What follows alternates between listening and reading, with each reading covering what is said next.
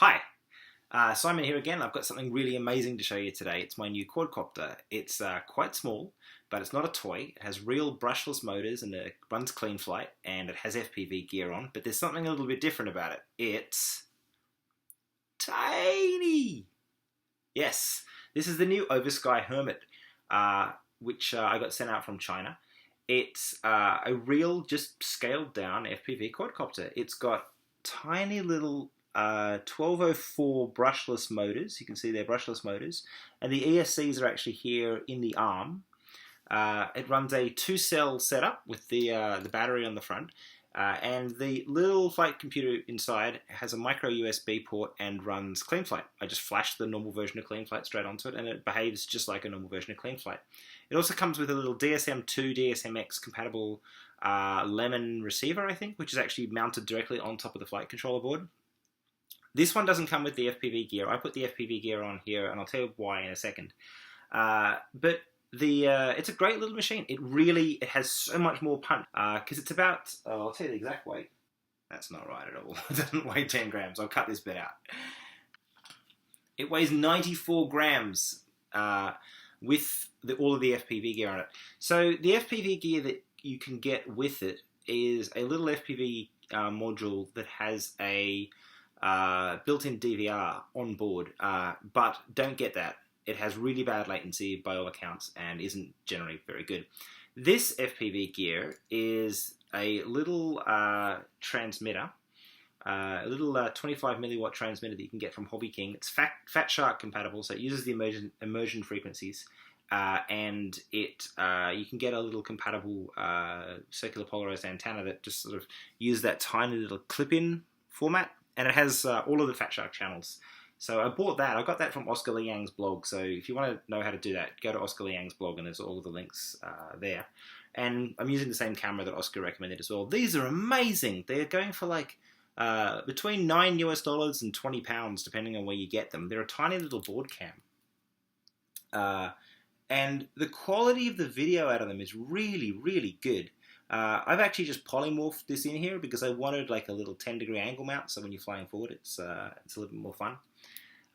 So I got this basically working. I've actually had the quad now for about a month. The first one that I got flew for about 10 seconds, and then the flight controller board died, never to come back.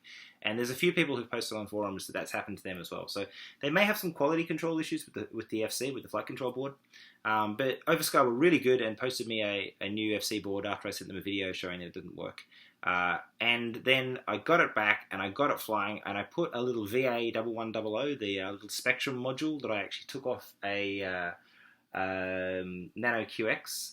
And I had that flying, and I thought, this is great, I'm going to wire it in. So I actually wired it in and managed to blow it up, so let the magic smoke out, which was really disappointing. So I went with this Oscar Liang's recommended FPV gear instead, and I'm super happy with it.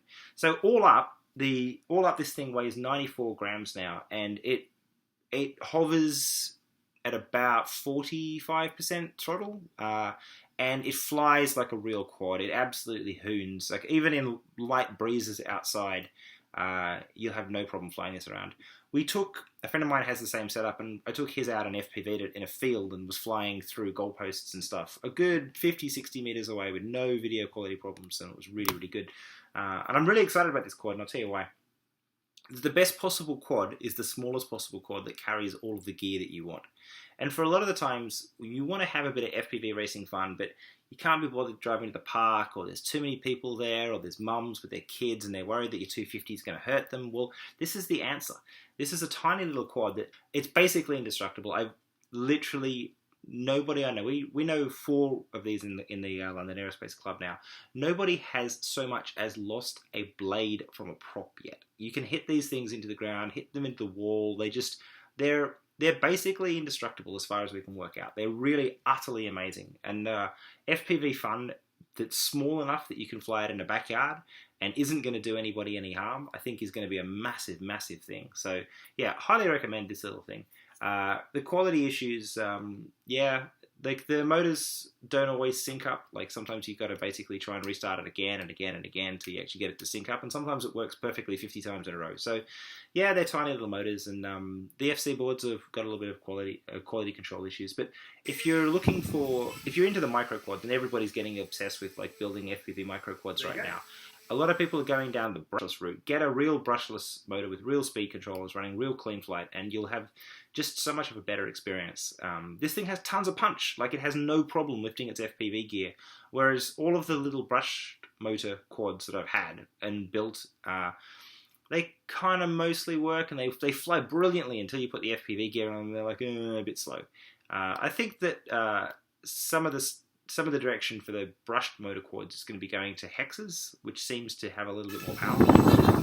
But you don't need to. If you want a tiny little quad you can fly in your backyard at full speed, this is the one to go for.